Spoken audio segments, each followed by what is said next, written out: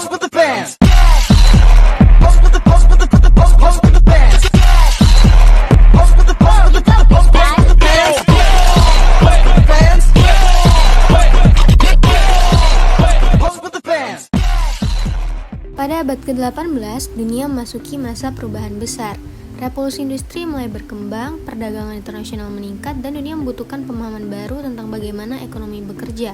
Di tengah perubahan itu, lahirlah seorang pemikir yang gagasannya mengubah pondasi ilmu ekonomi hingga hari ini. Dialah Adam Smith, bapak ekonomi modern.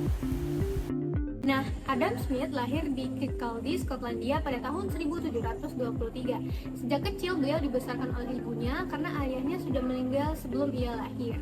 Dari muda beliau memang dikenal suka belajar sampai akhirnya di usia 14 tahun sudah menempuh pendidikan di Universitas Glasgow. Lalu melanjutkan studinya ke Oxford. Setelah kembali ke Skotlandia, Adam Smith menjadi dosen dan dikenal sebagai pemikir yang cukup berpengaruh, dan beliau pernah menjabat sebagai profesor logika, kemudian profesor filsafat moral di Universitas Glasgow. Di masa ini pula, beliau menulis buku Theory of Moral Sentiments yang membahas tentang moralitas dan hubungan antar manusia. Pada tahun 1764, beliau melakukan perjalanan ke Prancis dan Swiss sebagai tutor bagi seorang bangsawan muda. Di sana, beliau bertemu dengan tokoh-tokoh besar seperti Voltaire, Rasseneur, dan Quesnay. Pertemuan-pertemuan inilah yang semakin membentuk dan memperkaya cara berpikir ekonominya. Setelah kembali ke kampung halamannya, beliau menyelesaikan karya terbesar dalam hidupnya, yaitu The Wealth of Nations yang diterbitkan pada tahun 1776. Buku ini kemudian menjadi dasar dari ekonomi modern dan menjadikan Adam Smith dikenal sebagai bapak ilmu ekonomi modern. Adam Smith meninggal pada tahun 1790 di Edinburgh, namun kemudian pemikirannya tetap berpengaruh sampai sekarang. Mazhab ekonomi klasik berkembang sekitar 1780 hingga 1850 dan menjadi fondasi lahirnya sistem ekonomi kapitalis modern. Aliran ini meyakini bahwa ekonomi berkembang paling efisien jika pemerintah berperan terbatas, sementara sebagian besar aktivitas ekonomi diserahkan kepada mekanisme pasar. Individu diberi kebatasan untuk berusaha, bersaing, mengenal modal, sehingga kebebasan itu lahir efisiensi dan juga kesejahteraan. Melalui The Wealth of Nations, ia memperkenalkan konsep kepentingan pribadi atau self-interest sebagai pendorong utama aktivitas ekonomi. Menurutnya, ketika individu mengejar keuntungan pribadi, mereka tanpa sadar menciptakan manfaat bagi masyarakat melalui mekanisme invisible hand, yaitu kekuatan pasar yang menutup perekonomian menuju keseimbangan secara alami. Smith juga menekankan pentingnya pembagian kerja atau division of labor karena dapat meningkatkan produktivitas melalui spesialisasi. Gagasan ini kemudian menjadi dasar berkembangnya industri modern. Selain itu, dia mengembangkan teori nilai atau nilai guna dan juga nilai tukar serta teori akumulasi kapital yang menyoroti pentingnya penghematan dan investasi dalam mendorong pertumbuhan. Meski dikenal dengan prinsip laissez-faire, Smith tidak menolak peran pemerintah sama sekali. Ia menegaskan bahwa negara tetap perlu menjaga keamanan, membuat regulasi dasar, dan membangun infrastruktur serta menyediakan layanan publik yang tidak mampu dipenuhi oleh pasar. Dalam teori harga, Smith membedakan antara harga alamiah atau biaya produksi langka jangka panjang dan harga pasar yang naik turun mengikuti permintaan dan juga penawaran. Nah, kita akan masuk pada penjelasan berikutnya, yaitu kontribusi dan kritik terhadap pemikiran Adam Smith. Nah, Adam Smith memberikan dasar penting bagi ekonomi modern melalui konsep dasar pasar bebas, mekanisme harga, tangan tak terlihat atau invisible hand, serta pembagian kerja yang meningkatkan produktivitas. Namun pemikirannya dikritik karena menganggap pasar selalu berjalan sempurna, padahal pada kenyataannya ada kegagalan pasar, monopoli, ketimpangan sosial.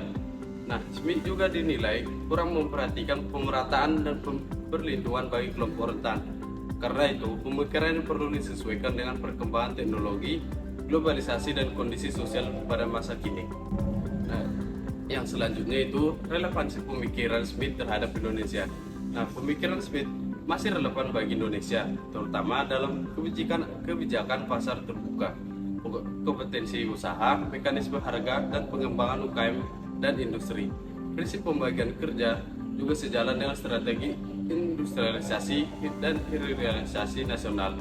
Namun Indonesia tidak dapat menerapkan pasar bebas sepenuhnya dikarenakan masih menghadapi ketimpangan pendapatan, dominasi pelaku pasar, dan rendahnya literasi ekonomi. Negara tetap perlu mengatur sektor strategis untuk menjaga stabilitas pemerataan kesejahteraan. Dengan demikian, pemikiran Smith relevan tetapi harus diterapkan secara selektif dan adaptif. Selanjutnya adalah contoh implementasi konkret dalam kebijakan ekonomi dan global. Yang pertama itu ada perdagangan internasional atau keunggulan mutlak. Adam Smith menolak merkantilisme dan mendukung perdagangan bebas melalui teori keunggulan mutlak. Negara sebaiknya memproduksi barang yang lebih efektif dan bagi mereka lalu menukarkannya ke negara lain. Contohnya Indonesia mengekspor gas alam sementara Jepang mengekspor mobil. Meskipun asumsi dua negara barang sederhana, prinsip ini memudahkan pemahaman dasar perdagangan internasional. Yang kedua adalah deregulasi dan privatisasi. Sejalan dengan prinsip laissez-faire, deregulasi mengurangi aturan yang menghambat pasar. Sedangkan privatisasi menyerahkan BUMN kepada swasta untuk meningkatkan efisiensi. Contohnya penerapan tren global privatisasi sektor listrik, telekomunikasi, dan transportasi. Sementara pemerintah berperan sebagai regulator bukan pelaku usaha. Selanjutnya adalah persaingan usaha anti monopoli. Smith menekankan pentingnya persaingan untuk mencegah harga tinggi dan mendorong inovasi. Implementasinya terlihat melalui pembentukan lembaga anti monopoli seperti KPPU di Indonesia dan FTC di Amerika Serikat. Hal ini menjaga agar tangan tak terlihat dapat bekerja secara optimal. Yang keempat adalah peran pemerintah yang terbatas namun penting. Smith tetap menegaskan tiga fungsi utama pemerintah seperti pertahanan, peradilan, dan penyediaan barang publik. Dalam praktik modern, fungsi ini diwujudkan melalui stabilitas keamanan, sistem hukum yang dipercaya, serta membangun infrastruktur seperti jalan, jembatan, dan pelabuhan. Fasilitas ini menciptakan lingkungan yang kondusif agar pasar bebas dapat berjalan secara efektif. Selain penerapan langsung di berbagai kebijakan ekonomi modern, pemikiran Adam Smith menjadi dasar bagi kerangka analisis yang digunakan dalam studi ekonomi hingga saat ini.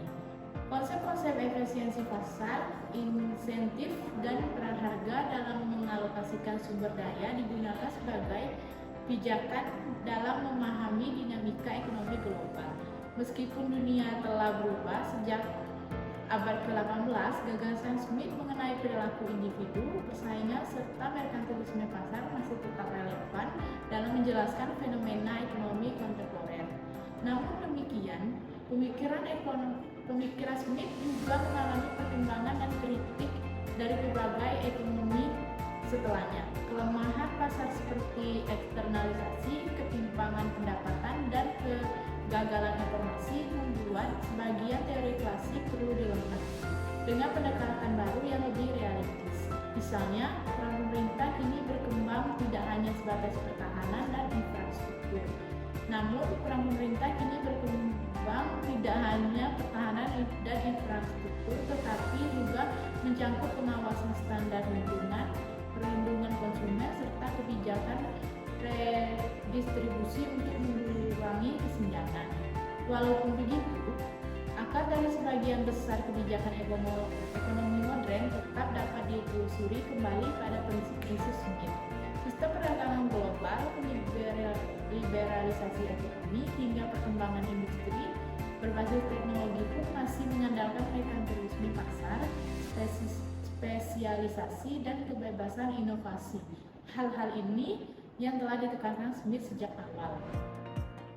Dengan demikian, kontribusi Adam Smith tidak hanya membentuk dasar teori ekonomi klasik saja, tetapi juga memberikan kerangka berpikir yang telah digunakan dan memahami merumuskan kebijakan ekonomi di berbagai negara hingga saat ini.